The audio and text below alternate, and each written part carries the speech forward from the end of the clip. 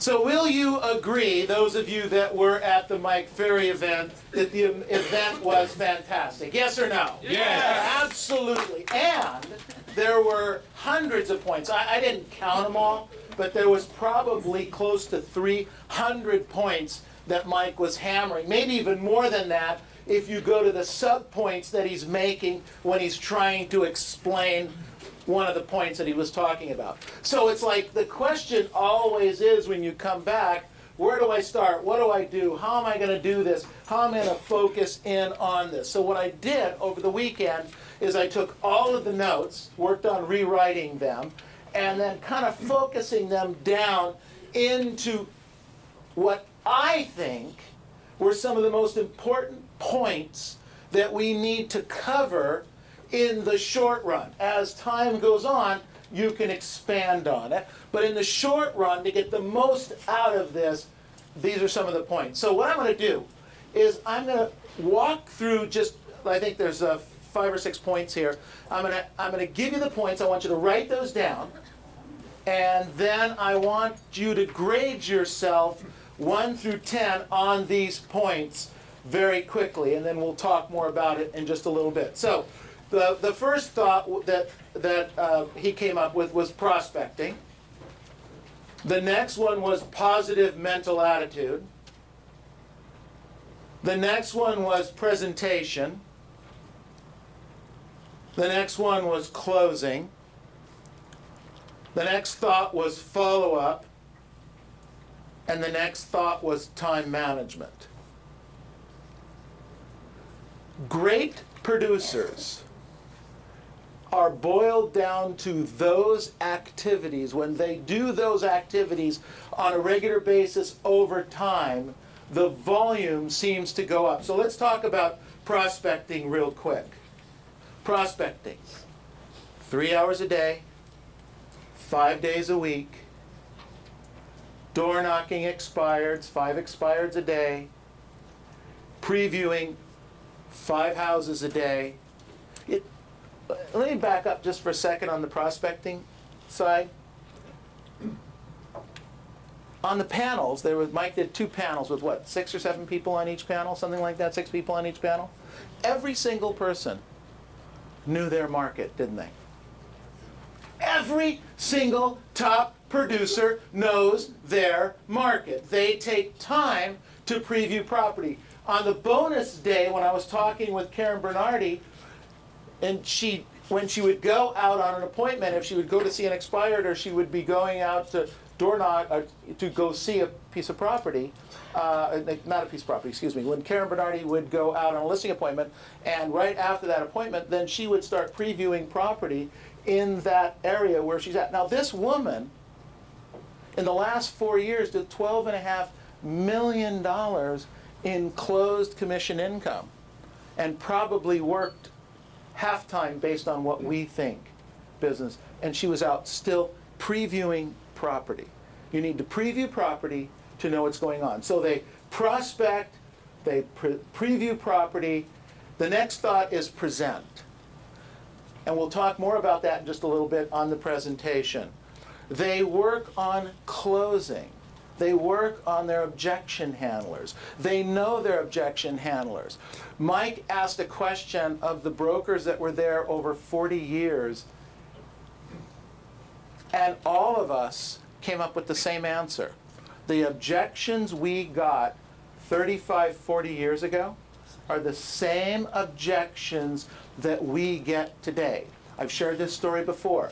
My very first listing was a for sale by owner. Their objection for not listing with me almost 40 years ago was they didn't want to pay 6% commission. 40 years ago. It doesn't change. Then after we overcame the objection of the commission, what was their second objection? No, they had a friend in the business. And I had to deal with their friend in the business. Oh, 2 standards. I don't want to pay the commission, and I have a friend in the business.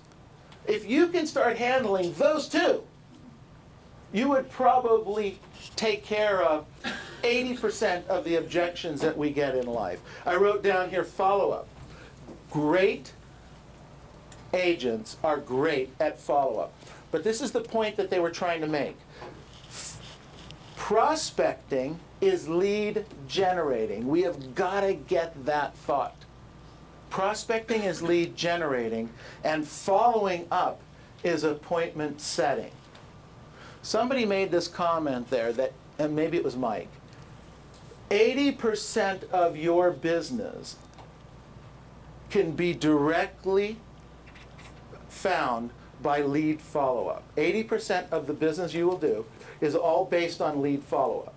20%, you're going to end up knocking on a door or meeting somebody in open house or something like that, or meeting somebody at Costco, etc., and they're going to do a deal with you like in the next 24 hours. But 80% of our business is done in follow-up, and we don't spend enough time with our lead follow-up. Then I wrote down here, top producers are fanatics with their time management. Think about this. Looking back at the last 6 months, if you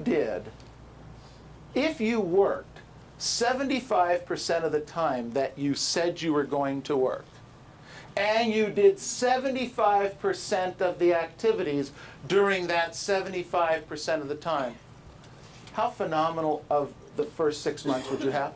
Would it be great? Yes. Yes. Come on, would it be great? Yes. Yes. It would be amazing. 75% of the time. That's all I'm asking for. That's all you need to be doing is 75% of your time that you commit to, show up for, and do what you're supposed to do 75% of the time, and you would have an amazing year, absolutely phenomenal year. Then the next thought here, kind of off of this a little bit, is all top producers know their competitive advantage. All top producers know what their competitive advantage is. So the question is, what's yours? And I need you to work on what you think your competitive advantage is this week. Get it to your coach, email it to me, email it to your coach and to me. I want to know what your competitive advantage is. It could be your voice. It could be a handshake. It could be your smile. It could be the product knowledge. It could be your listing presentation or your buyer presentation. Maybe it's your knowledge of financing.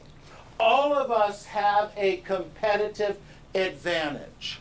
You need to know yours and then continue to nurture it, to continue to work on it.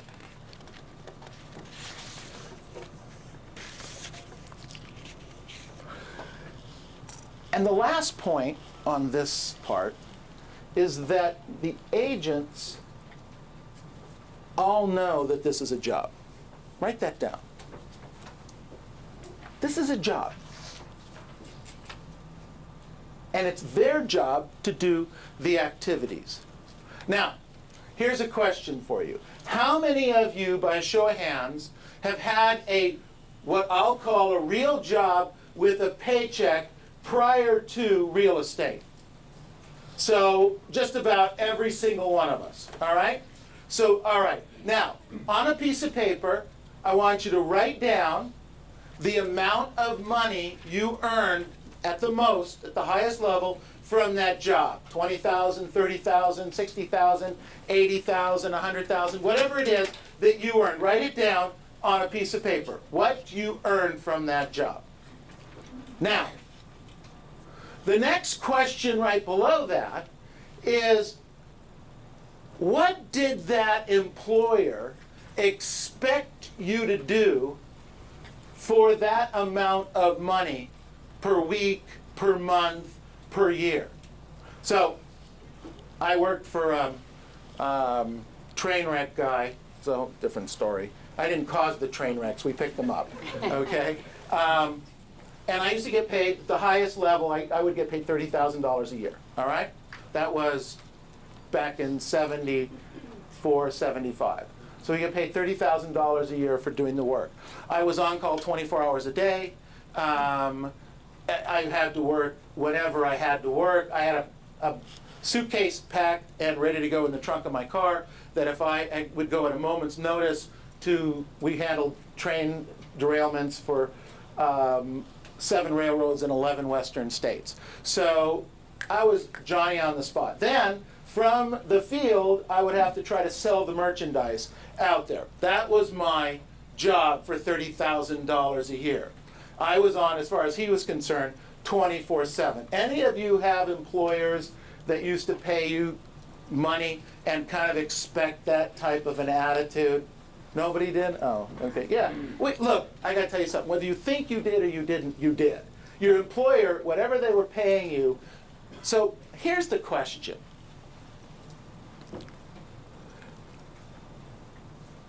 Whatever that employer was paying you, let's say they were paying you $35,000, $40,000 a year, you worked at Nordstrom's, you worked 40 hours a week, or maybe in retail you worked 50 hours a week, and you were supposed to show up, and you're supposed to stand on your feet, and you're supposed to look nice, and you're supposed to always have a smile on your face, and you had to work weekends, and you had to work evenings. That's retail, right? Say yes. Yes. Okay? What's the most you could probably make at a Nordstrom's? Okay. Top salesperson, you can make $5,000 a month. So $60,000 a year. Okay? 70,000, 30,000, somewhere in that neighborhood, for working 40, 50 hours on commission, maybe a little bit of a base, dragging out stacks of shoes, putting them on smelly feet. Ugh.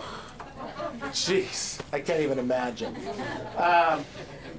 For $60,000 a year. All right. And would your employer expect you to work hard? Yes or no? Yes. Okay. And would they expect you to show up when you're supposed to show up, right? Yes. Okay. And would they expect you not to take off? It just went, like if your grandmother or somebody was sick, you couldn't just generally call in and say, well, I got to leave at 3 o'clock today to take grandma over to the doctor. You couldn't do that, right? No. Okay. So here's a question for you.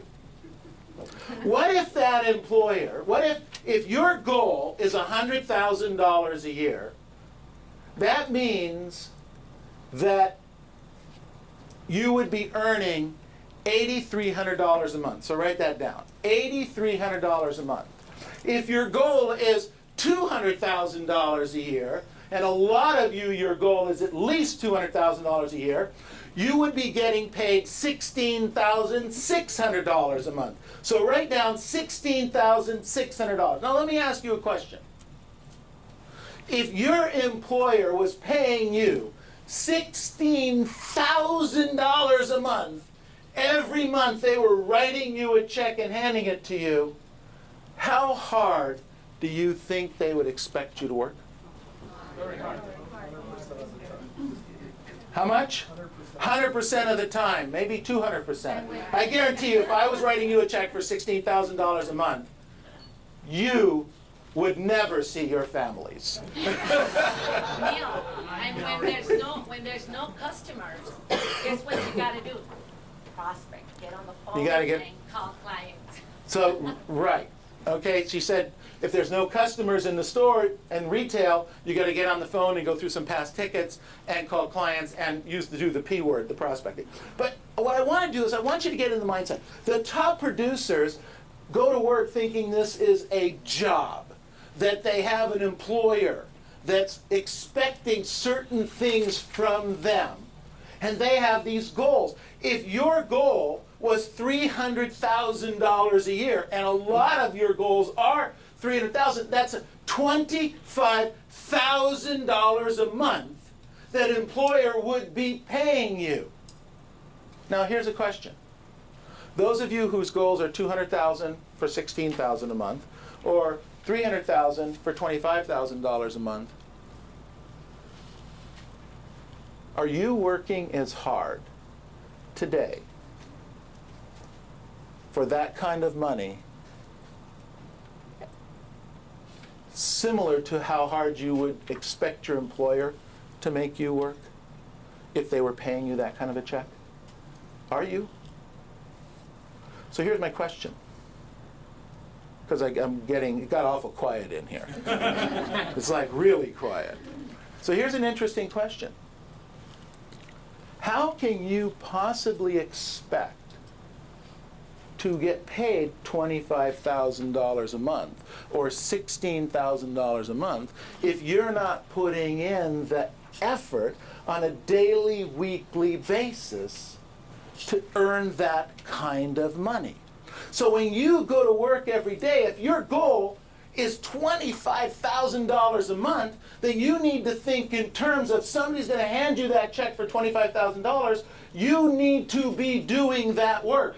Well, maybe if you can't see the $25,000 a month, how about just $8,000 a month? We already established, a average top salesperson at a Nordstrom's type company that sells the heck out of stuff probably earns about $5,000 a month, and you got to show up all the time. You have to work all the weekends. You have to work all the holidays. You have to work 10-hour days. You go in at 10 in the morning. You don't come home until 10 at night.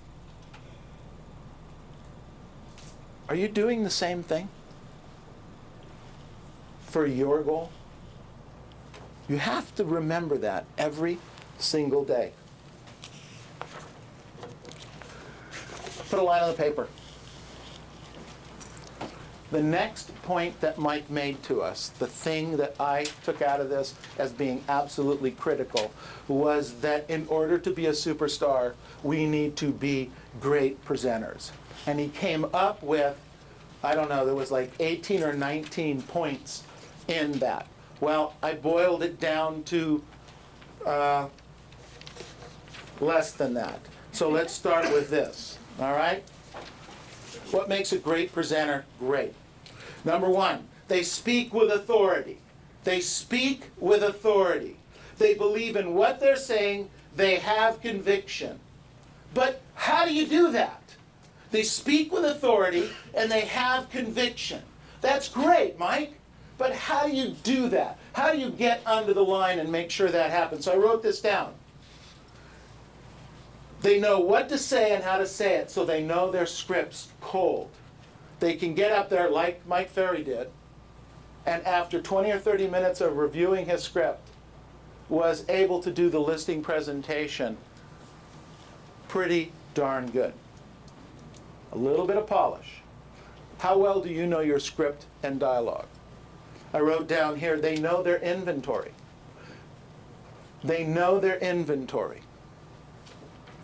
You know, there's something that's going on out there. I don't know when it changed. It wasn't how I was trained in real estate. It's not what I try to train you, but it's a phenomenon that's going on. There's two of them. One is real estate agents don't have to present their offer to the client. I don't know when that changed. That's a horrible thing. Okay, that's not something that we can necessarily change because it's kind of ingrained in the business today. But I think when you're face-to-face with a client and you make your presentation, you can make a pretty compelling argument and usually get a deal together. But the second thing, which is just ridiculous, and you can change it today, agents actually show houses, buyers agents show houses without seeing the house. Did you know that? Never do that again. Write that down. Write that down. You want to change your business immediately when you're working with a buyer. Those of you that do work with buyers, never, ever, ever, ever, ever again. Never, never, never, never, never, never, never, ever again. Show a piece of property without previewing it first. Don't do that. You will change the whole presentation. How can you go show a piece of property without knowing what it looks like? How can you do that? The client knows it. The client immediately knows you don't know what you're doing when that happens. Immediately. We went to a car dealership this weekend to go look at some cars because our lease is up on Debbie's car. So we walk on the lot, and this is big dealership down in Orange County, supposed to know everything, all the salespeople there are really cool, et cetera, et cetera. We're looking for a particular car, not a particular color, but a particular model, the ML with the, for the grandkids, stuff like that. We walk on the lot, shake the hand, the guy's really nice, got a great smile, looks the part, et cetera, et cetera. So we say, okay, well, we're looking for this ML this year, this the end of this model year. And he had to think about it, and then he starts walking us. And we're walking, I mean, this is acres of cars. And we're walking. It's hot. You don't walk around with my wife in a hot day, okay? This is not. And he says, well, I think we have one.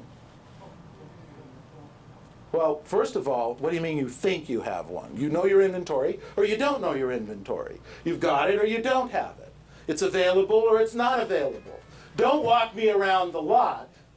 I mean, I almost never push away a salesman immediately. This guy I couldn't get, we ran away from this guy. We ran away from this guy. But you know immediately, he doesn't know the inventory, he doesn't know what's going on. He doesn't know what's happening on his own lot. Okay? There's only a dozen models. You either know what's available or you don't know what's available. You have houses out there. Don't ever show a house again without previewing the property. The client knows immediately. You want to look like a professional in the client's mind, their eyes? Then you need to have previewed the property. Also, what's another benefit of previewing the property? Knowing your market. You know the inventory. You know the inventory when you go on a listing presentation and the client says to you, yes, but his house, you can say, yeah, you're right. I saw his house. And it really is. It's not as nice outside. You're right. But I don't know if you've seen what's going on inside. It's a palace inside. And quite frankly, Mr. Jones, you still have the original green shag carpet from 1970, okay? You can't have that conversation unless you've previewed property. So you need to know your inventory. I wrote down here, you need to support your presentation with facts, figures, and numbers. You've got to learn what's going on in the marketplace. You need to know what's sold, what's pending, what's available, what's going on in your marketplace. I wrote down here, you need to practice all the time. Karen Bernardi makes $2 million a year and still role plays 3 times a week. Okay? So, should we listen to her or not? Yes. We should. Neil Weichel, same thing. 2-3 times a week. Tony Smith, 2-3 times a week. These guys are making $1 million a year selling hundreds of houses. And we don't have time to practice? Who are we trying to kid? I wrote down here, our personal appearance must match our presentation style. Okay? Our personal appearance must match our presentation. Okay? Guys, polish your shoes. Polish your shoes, guys. Women, first thing they look at in guys is the shoes. If your shoes are polished, cool. If they're not, they know. Girls, am I right? Mm-hmm. Uh-huh. First thing you guys look at, what's going on with the shoes? And then the fingernails. I know. Guys, don't bite your fingernails. But the other thing is the fingernails. Pay attention to this stuff. Look nice. You know, you don't have to spend $5,000 a suit. You don't need Baroni, yeah. I can't even pronounce it. Brioni, thank you. You don't need that. You know, Nordstrom's has great suits. Nordstrom's racks, great suits. You don't need to do that. Ladies, same thing. By the way, pictures on cards. First of all, I'm going to suggest you all get rid of your pictures on your cards. Can I tell you why? Why? Ask me. Why? Okay. Because you don't change them. What? You don't change them. Okay? So I'm looking at pictures on cards of people, that's not the same person. And then, not so much guys. Guys don't change their hair color usually too often, all right? Or change their hairstyle. But women, they're changing their hairstyle and color all the time. So you've got short hair in this picture, and now you got long hair over here. Or you got long hair in this picture, and now you show up as short hair. And people take a double take. Don't just get the picture off the card. All right? You can start putting your pictures back on the card when the neurosurgeons have pictures on their cards. Okay? No, nobody else has pictures on their cards, but real estate agents and some insurance people. Do you notice that? There's a reason. Don't do this. It's not worth. Karen Bernardi, would you agree? Very pretty. Yes. Okay. Did you guys pick up her business card? There's no picture of Karen Bernardi. Okay. In fact, there's not a lot of stuff on that that says number one this, number one this, number one this. She shouldn't do that. She's a Bernardi team. You know, something about we can sell your house. That's it.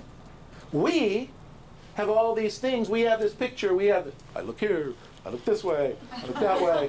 How do I look? Look. You know? It's ridiculous. Come on, you guys. Stop doing that. Okay, I wrote down here, stick with the business during the presentation. It's all about them. It's not about you in the presentation. It's all about them. It's not about you. I wrote down here, you must find your why. You've got to find your why. They figured out their why. You need to figure out your why.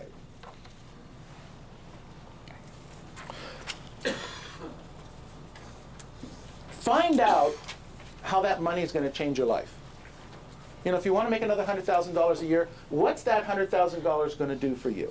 Because if you don't really know what you're going to do with that $100,000 or $200,000 or $500,000, it's just picking a number out of the sky. You can't do that. You've got to attach why you're going to do it. Now, why you're going to do it for your family, why you're going to do it to put your kids through school, why you're going to do it maybe to upgrade your life. All those are tangible and good.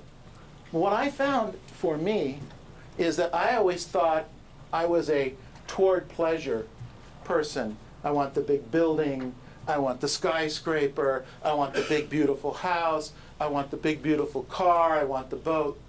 None of that stuff motivated me to get out of bed in the mornings when I didn't want to get out of bed. So I realized, which I didn't think was cool, but it's actually what gets me going, is that I'm a very pain-motivated person. Okay? I'm motivated by pain. I think I've shared this story before.